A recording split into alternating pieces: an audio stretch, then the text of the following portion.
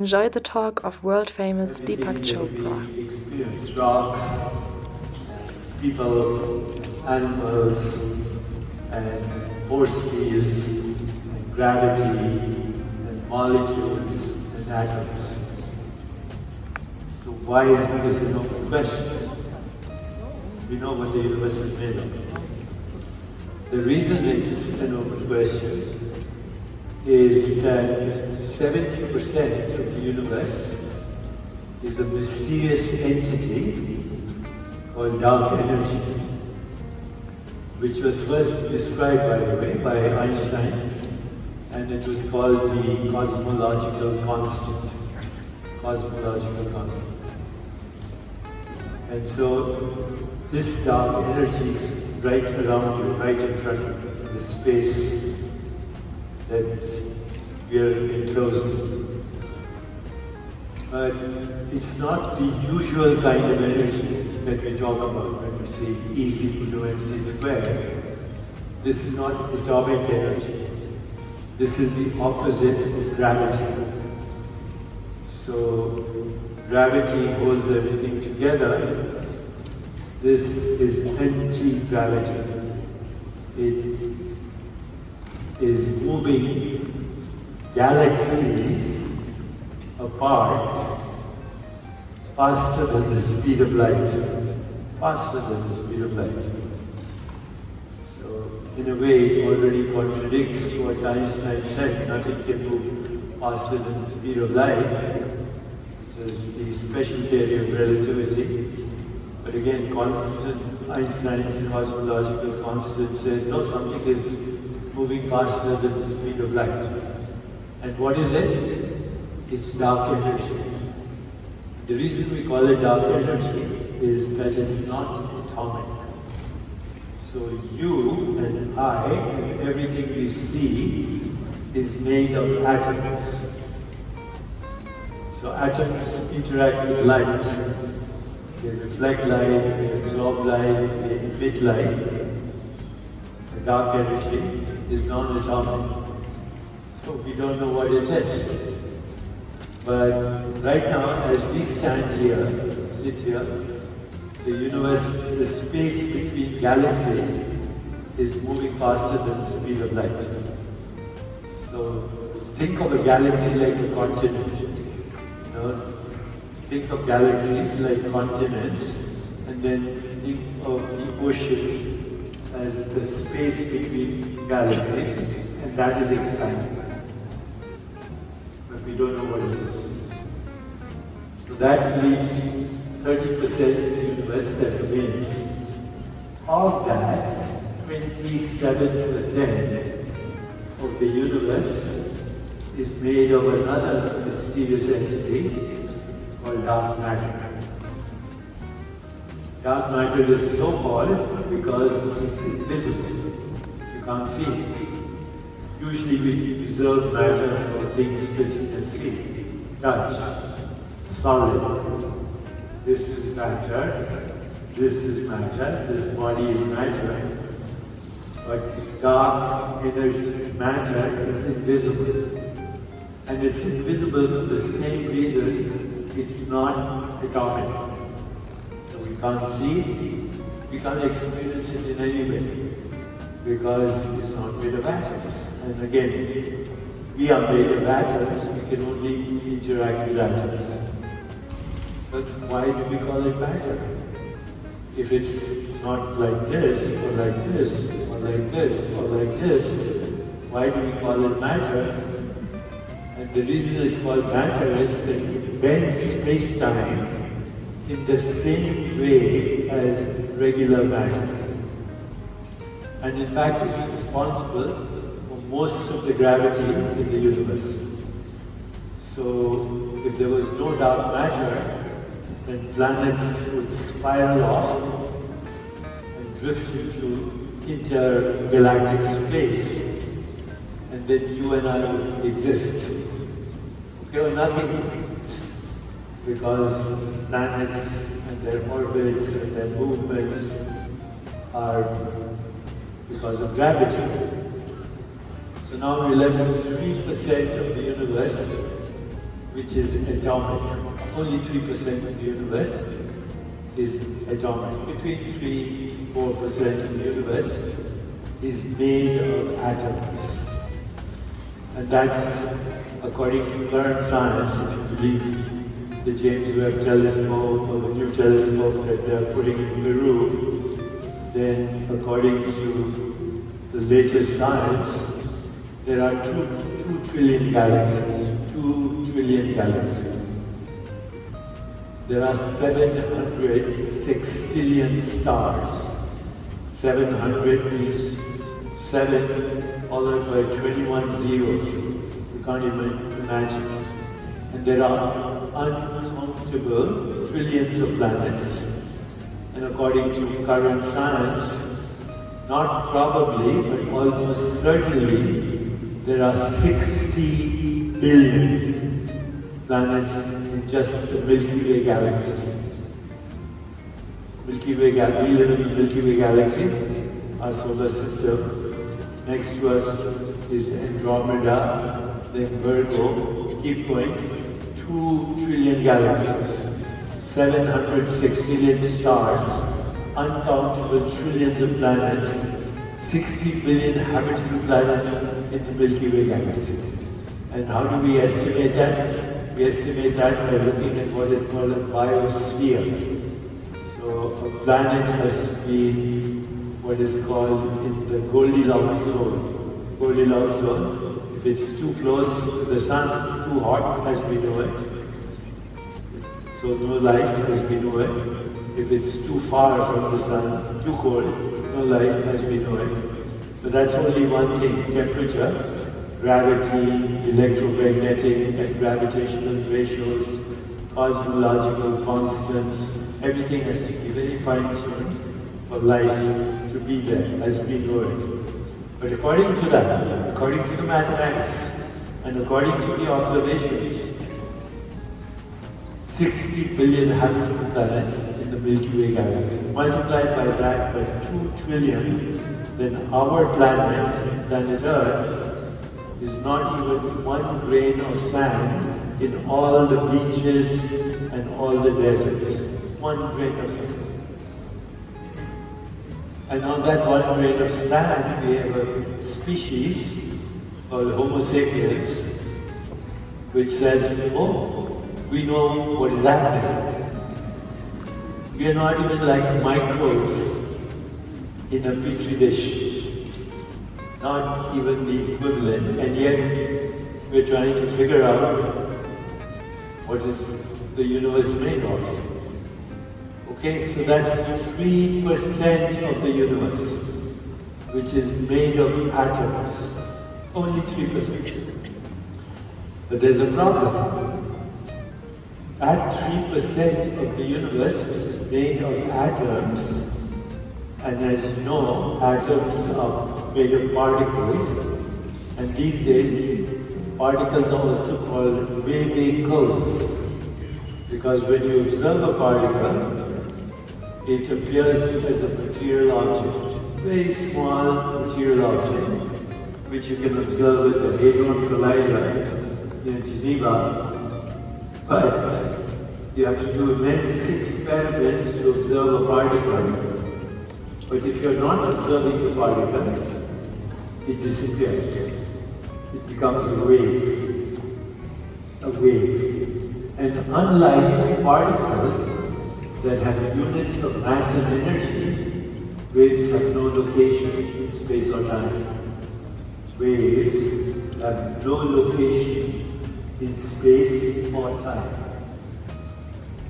So, what are the waves that make the universe? What are they made of? If you look at ocean waves, they're made of water.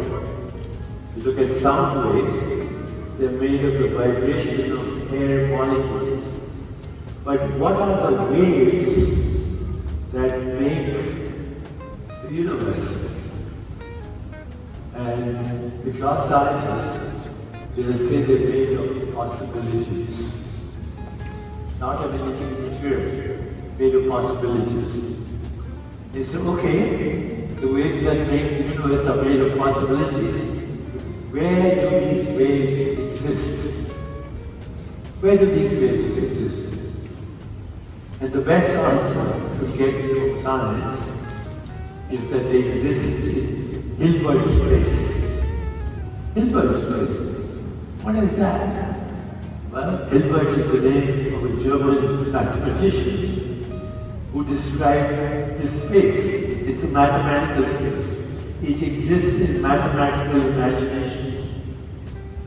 So if you say, no, where exactly do these waves exist? The answer is, shut up and calculate. We don't know. Okay? So then when you do all this exploration, there's only one answer. What's the universe made of? Nothing that we can see, nothing that we can experience. Nothing that we can experience. In other words, the universe is made of nothing, zero. That's the number one open question in science. The number two open question in science is, if it's made of nothing, why does it look like this? Why does it look like you? Like me? Like this, whatever this is? Okay, like the screen behind me. If the universe is made of nothing, zero, then why does it look like this? And that is the second question in science, the open question.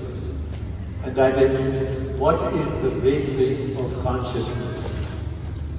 So the number one question is, what's the universe made of? And the second open question in science is, what is the basis of consciousness? Because without consciousness, there is no experience. Okay? Without consciousness, you can't see that. Without consciousness, you can't see me. Without consciousness, you can't see your own body. Without consciousness, you can't hear me. Without consciousness, you can't think. Without consciousness, you can't imagine. Without consciousness, you have no experience. So what is the basis of experience, which means what is the scientific basis of consciousness? That's number two. The rest are unimportant. Okay, this is the number one and number two question. So what I'm going to share with you today is, these are the wrong questions. And please be a little patient, okay? But I'm giving you the conclusion right now. I'll give you the conclusion now, but please be a little patient for me to explore this with you. Why is this the wrong question? Well, because there is no universe. I'll repeat that.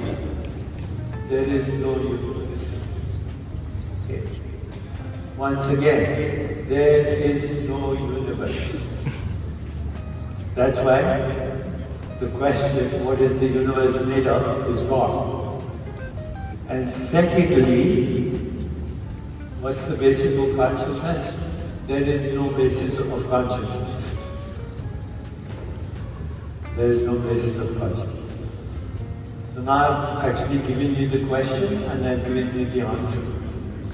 But now let me explain in detail why I'm saying two things. Number one, there is no universe.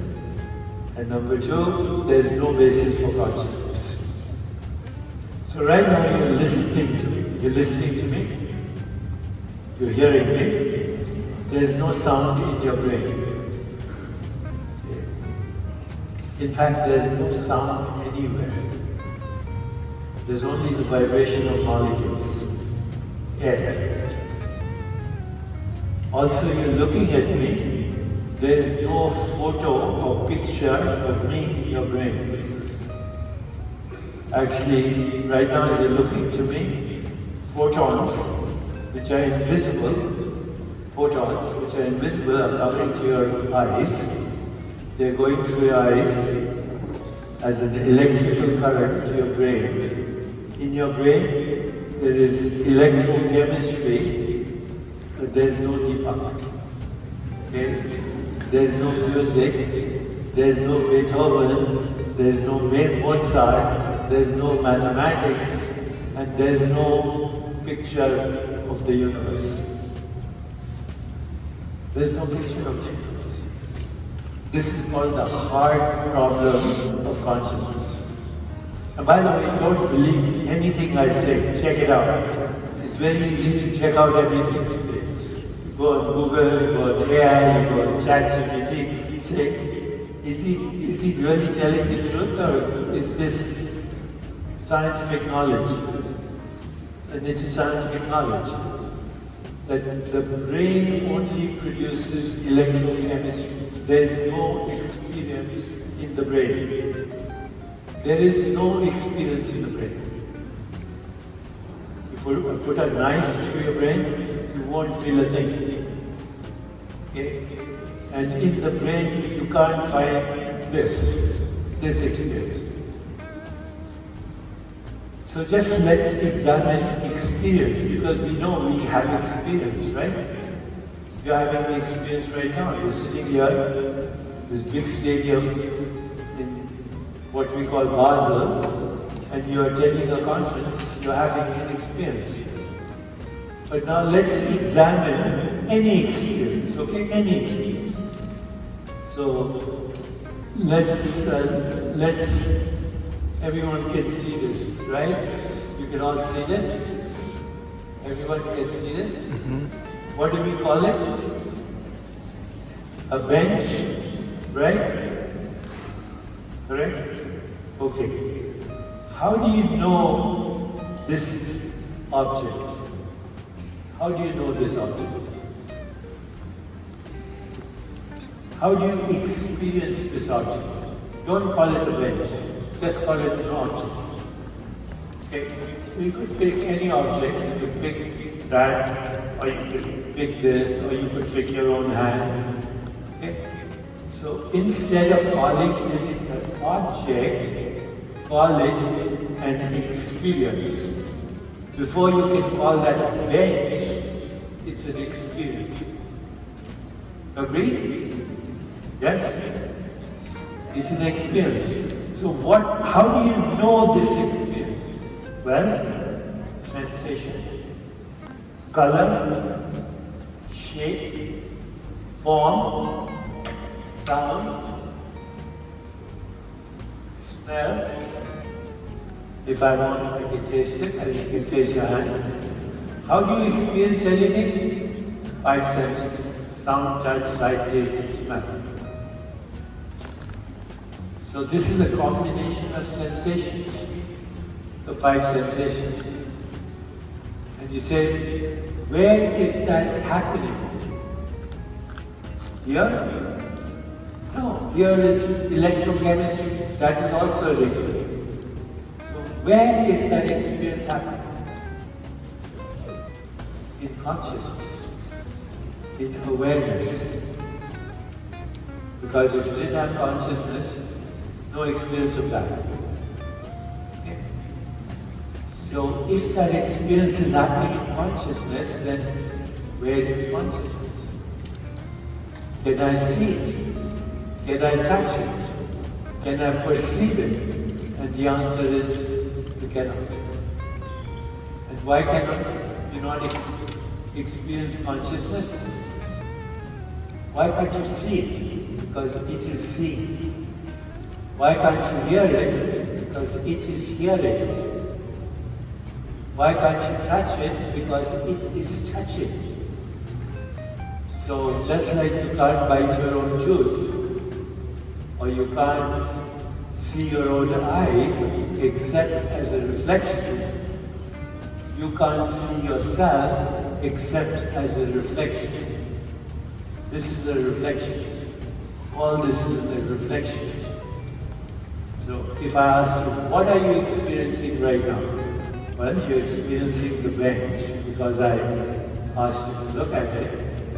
You're experiencing me because you came here to see me. You're hearing me, but you're also experiencing yourself. You're also experiencing all this, and you're experiencing your thoughts and imagination and feelings all at the same time.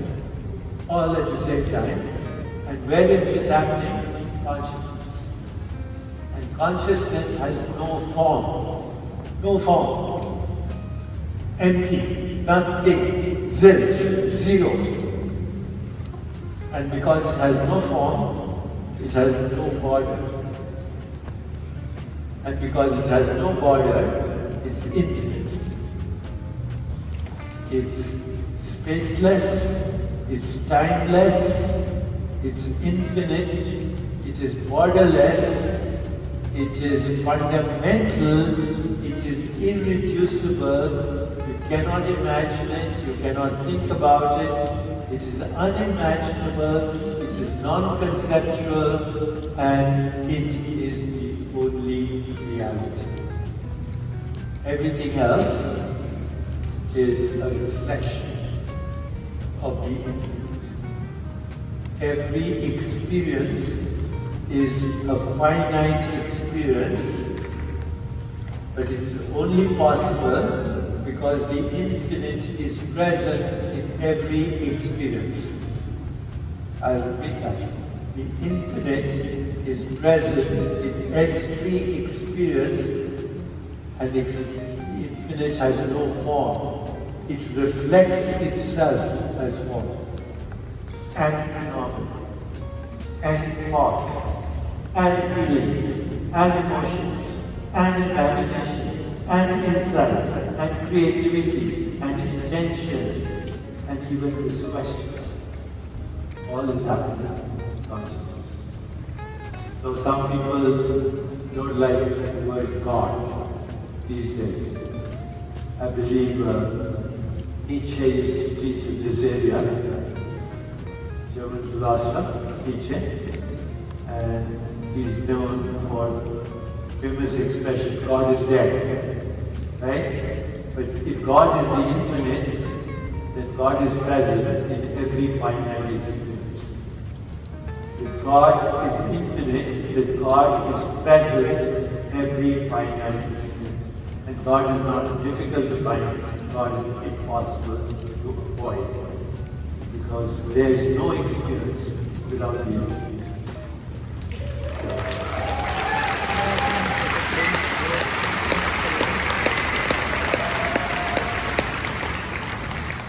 Of course, this part of the world has contributed a lot to the world. I believe Basel was Nietzsche, Rudolf Steiner, Hoffman, Carl Jung. You have contributed a lot to the world, a lot. But there was another great philosopher from Germany who said, Wittgenstein. And Wittgenstein said, our life is a dream. We are asleep, but once in a while, we wake up enough to know that we are dreaming. That's Wittgenstein.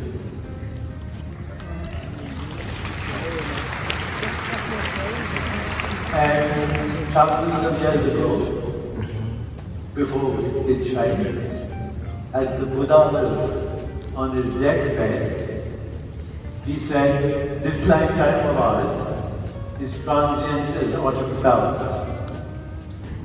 This lifetime of ours is transient as autumn clouds. To watch the birth and death of beings is like looking at the movements of a dance.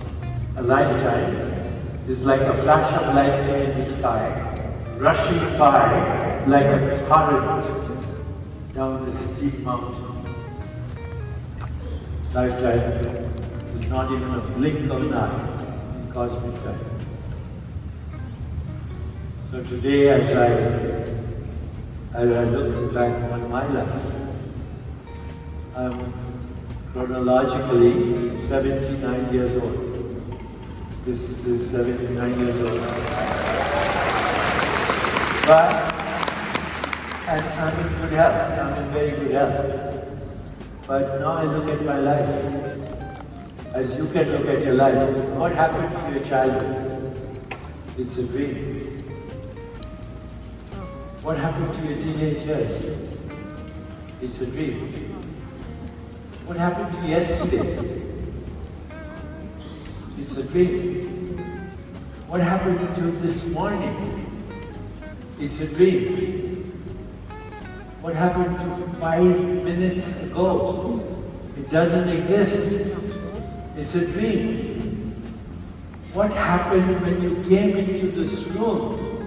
It's a dream. And by the time you hear my words and you process them, they don't exist. By the time you say, oh, this is Deepak, what is he saying? That Deepak is God. It's a dream. So right this moment, everything you are looking at is a dream. Your body, your mind, this lecture is a lucid dream in what we call now. This is a lucid dream in what we call now. And there is only now. There is only now. Now never ends. So now is constantly dreaming the universe into existence. So when those Buddhas said these words before he passed on, our life is a dream, this, that, same as Wittgenstein, his favorite disciple, Ananda, he said, are you a prophet? Buddha said, no. He said, are you God? He said, no. Are you a messenger, avatar? He said, no. And Ananda said, who are you? And the Buddha's last words were, I'm awake. I'm awake. So, today, we look at what that means. What does it mean to be awake? What does it mean? Okay? What does it mean to wake up from the dream to your true identity? Who are you? This body, this mind, this experience, or the one who's dreaming? If this is a dream, who or what is dreaming? So as I go further, these are now becoming extraordinary questions because the dream is not real. You never experience reality. This is another dream that you're not experiencing right now. You're on a planet that is orbiting a star at 30 kilometers. The star is orbiting a galaxy at 250 kilometers. The galaxy is moving through the universe at 600 kilometers. And since you read that sentence, you have traveled 3,000 kilometers through space, even without knowing. Now I should share with you the next insight. Whatever you experience is not only a dream, it is a magical lie. A magical lie. Which means everything you experience, anything that you perceive or conceive is not real. Once again, anything that you perceive or conceive is not real. You're experiencing this ground you're sitting on. It appears stationary, but it is spinning at dizzying speeds, hurtling through space at thousands of miles an hour. Your experience tells you the earth is flat. Nobody believes that anymore. Your experience tells me this is 3 dimensions, solid, but we know, thanks to Einstein and many others, Max Planck, Werner Heisenberg, Schrödinger, that this is proportionately as void as intergalactic space.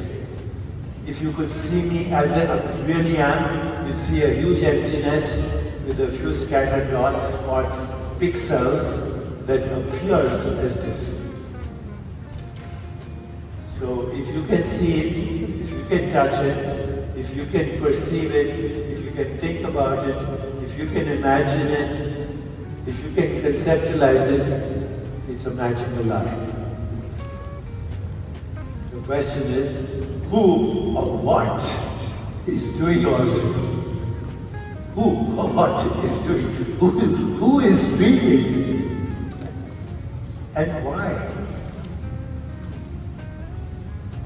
Okay, just to share that I'm not just making all this up.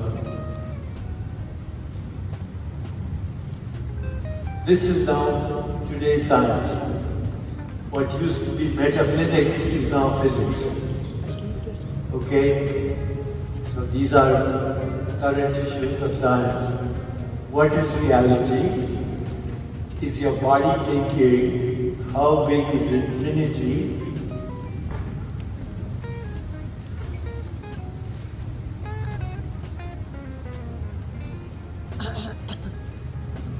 How did we learn to speak? What are the secrets of the mind? Is consciousness fundamental to the cosmos? What is the nature of evolution? Is it mechanistic or is it creative? Is the universe conscious? Etc., etc. So, before I go there, as you know, everybody these days, even if it's a dream, they want to have a long life, they want to be healthy. And I think that's okay to have a long life and to be healthy. But why?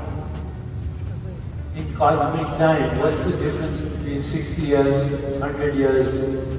It's all a blink of an eye. So why would we want to live long? And the answer is, so you can wake up.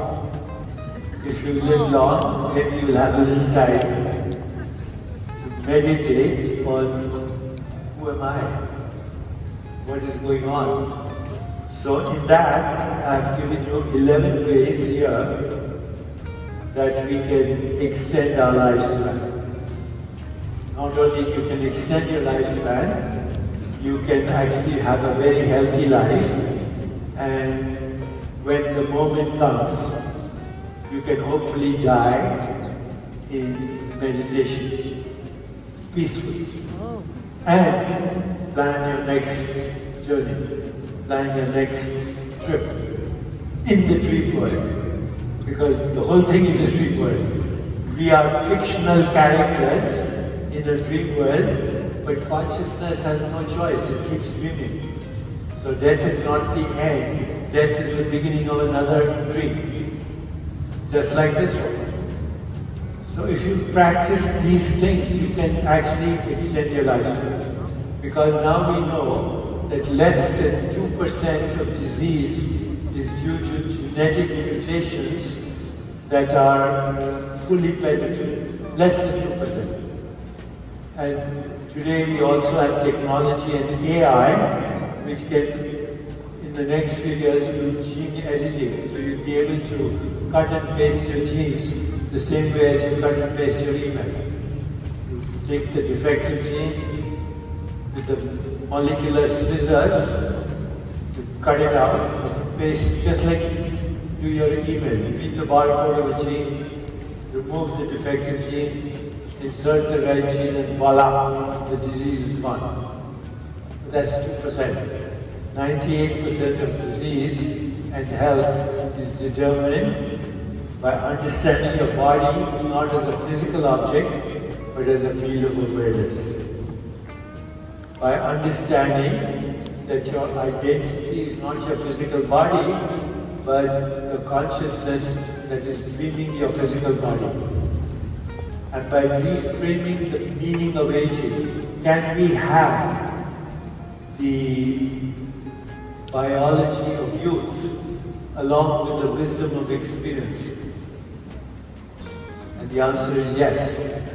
As we grow old, we can have the wisdom of experience and the biology of youth. But for that, we need deep rest, we need good sleep, we need meditation, we need to nurture our body through phytochemicals, and these days, a lot of supplements like adaptogens, signal molecules, vitamins, minerals, through activating the vagus nerve, which is the healing nerve in the body, through exercise, through elimination of toxins, through cultivating flexibility in consciousness, by enhancing our experience of love and compassion and joy and empathy and kindness, and also by improving the quality of our skin and by maintaining biological rhythms. We have 4 biological rhythms: gravitational rhythms, seasonal rhythms, circadian rhythms. So lunar rhythms, when we perfectly synchronize our body with the universe, which doesn't exist, then we can achieve a healthy life, mind, body, and spirit. So I'm not going to speak much on this. This is all available on my website, and I think Pablo promised me that at the end of this seminar, he'll give you a barcode so you can be a member if you choose to on my meditation platform, and we're giving it free to anyone who's attending this, so you can look up all this later. Okay? So yeah, we will give you a barcode, you can join the community, and we talk about this and meditation and everything. So you'll have that by the end of this lecture. So I'm not going to spend time. Okay, let's move to what is reality. Today I'm introducing you to something called the direct method. Direct method is first understanding that every object, and I already shared this with you a little bit, that every object is actually an experience. And this object is an experience, and the experience in turn is sensations, images, feelings, and thoughts. A unit of experience is called a qualia. Qualia, unit of experience. So the color red is a qualia. The smell of ginger or garlic is a qualia.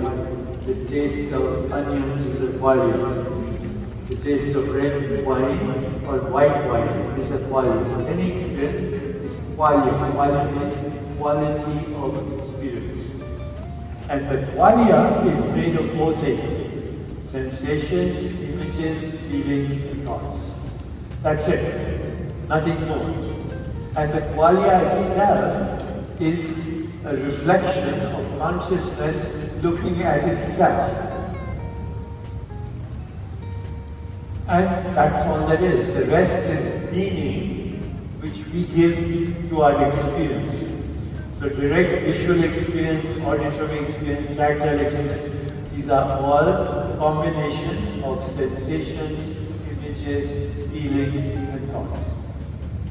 The rest is a human story. So all perception is a learned phenomenon.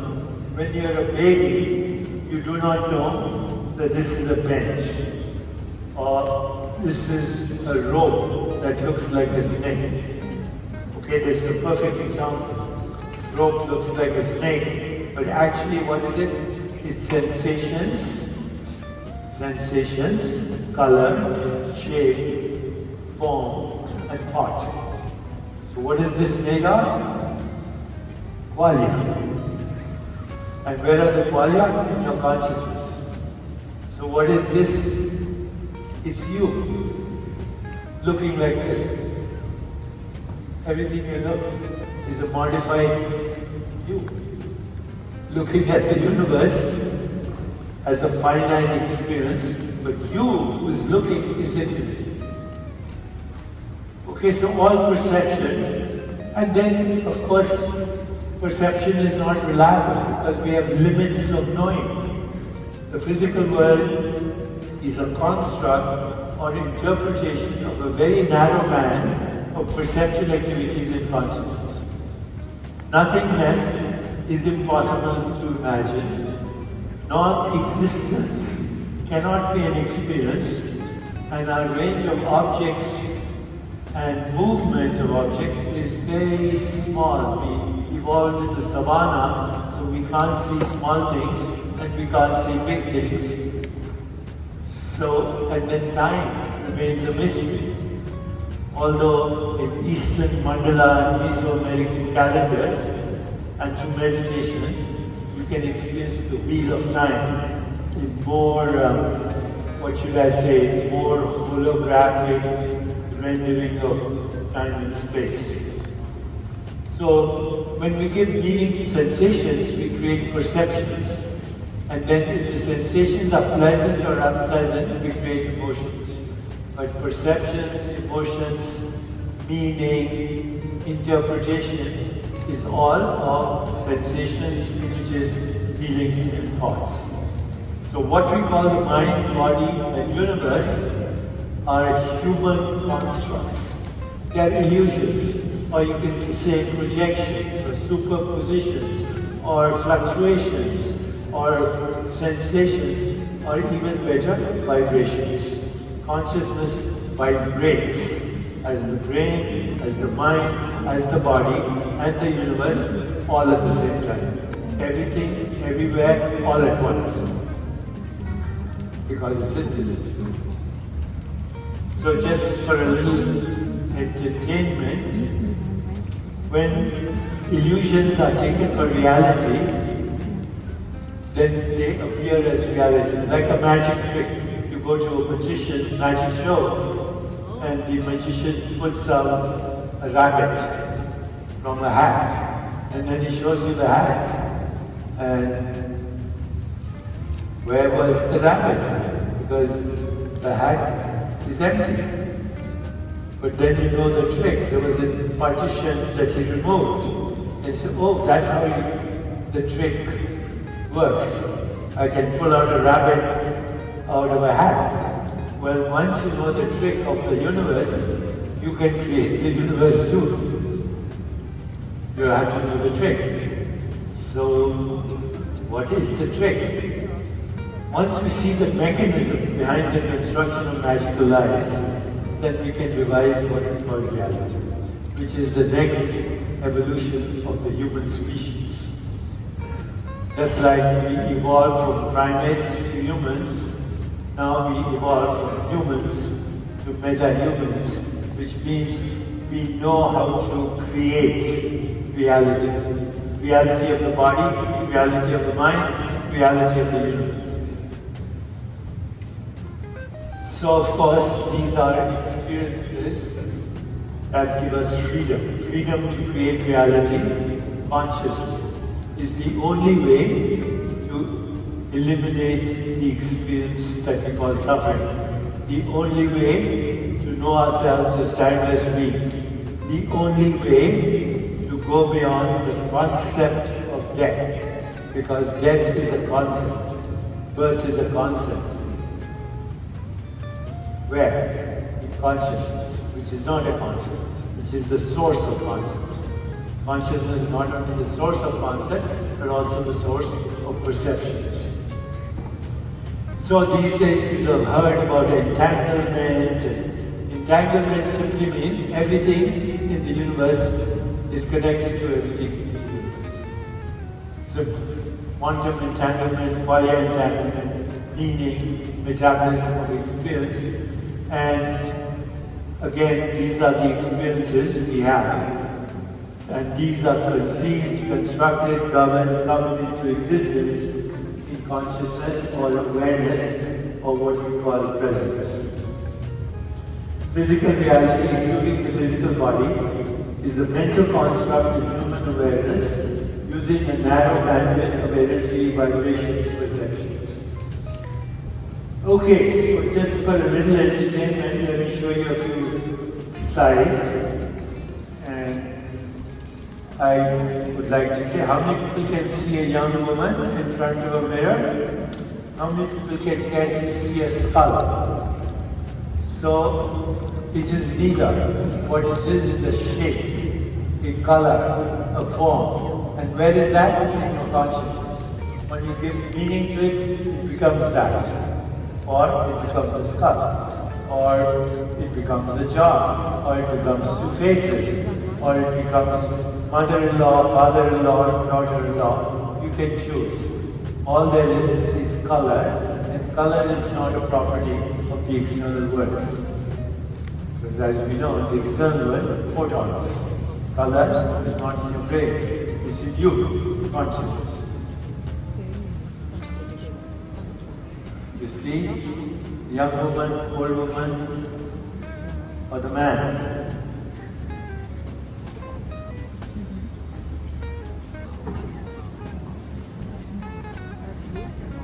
You see a Mexican riding a horse? Or do you see an old man? Do you see a young woman? Or do you see butterfly, flowers? Do you see a backdrop of mountains and sky and horses? Or do you see the face of a woman with long hair?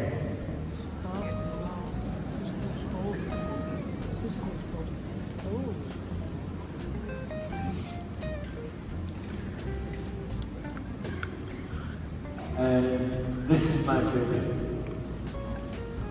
You see a face, right?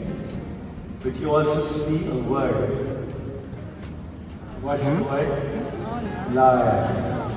So this slide is inspired by a poem of William Blake, who said, "We are led to believe a lie when we see with and not through the eye, that was born in the night, to perish in the night, while the soul slept in beams of light." So when we look at the world through the conditioned mind, then we experience magical lies. When we look through the eye, without the conditioned mind, then we see the divine, and we see our soul.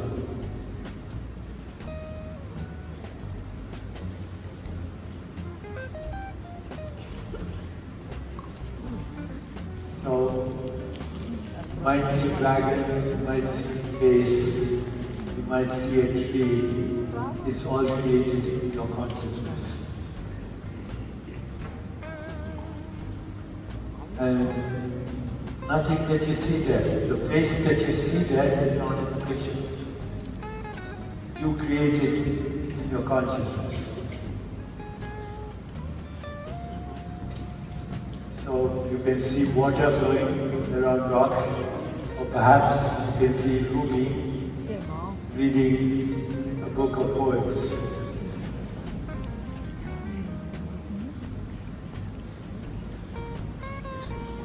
Okay, now the next few steps.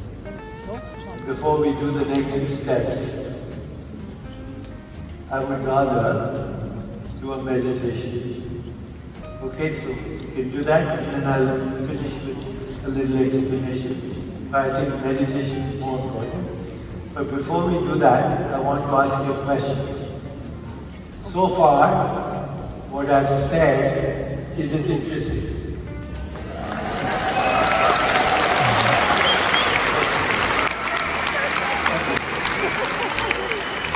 So now let's do an experiment. We'll do an experiment. Please listen to my instruction very carefully. I will ask you the same question, but do not answer it till I raise my hand, and then you can say yes. Agreed? So far, did you find the lecture interesting? Don't answer. Don't answer. So far, Did you find the lecture interesting?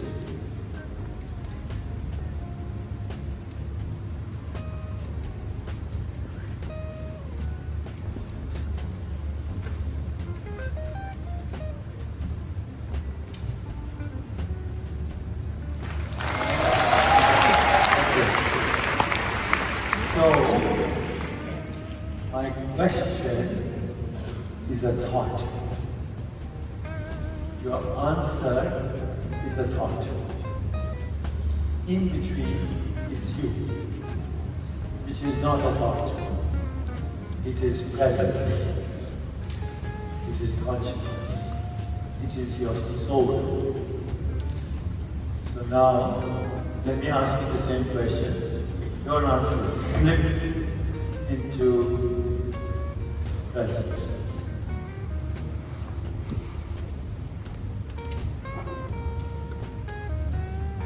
That's your soul. It's not your mind, which might be saying, I wonder what I'll eat at dinner. Or, I have to check my phone.